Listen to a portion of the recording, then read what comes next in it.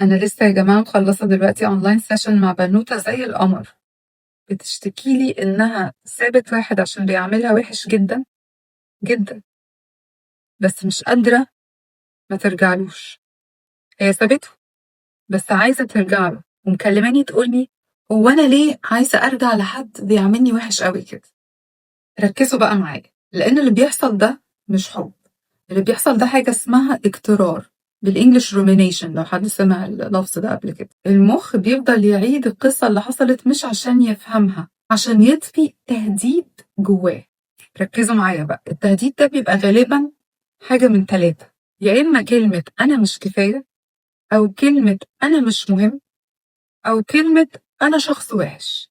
المشكله ان دول مش بيبقوا في العقل الواعي بتاعك، يعني انت مش بتفكر في الثلاث كلمات دول، بس هم دول الأساس اللي بتتحرك منه تصرفاتك وشعورك ناحية الشخص الوحش اللي انت سبته.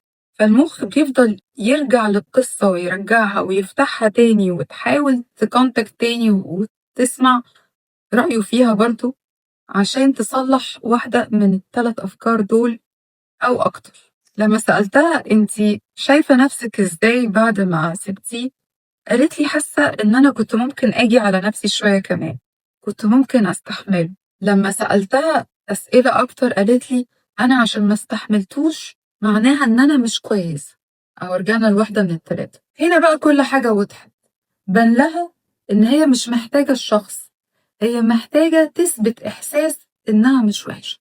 وده أكبر خداع ممكن يحصل، لأنك بتفتكر نفسك مشتاق للشخص، لكن في الحقيقة أنت بتحاول تحمي نفسك من شعور صعب، اللي هو شعور إن أنا مش كويسة أو مش كفاية أو مش مهمة. والسؤال هنا، هل ممكن يكون الشخص سليم ويسيب حد يأذيه ويعامله وحش؟ لو عندك أو عندك مشكلة شبه كده ومش عارف أساسها إيه وعايز نشتغل عليها مع بعض، تقدر تبعتلي من اللينك اللي في البايو. مستنياك.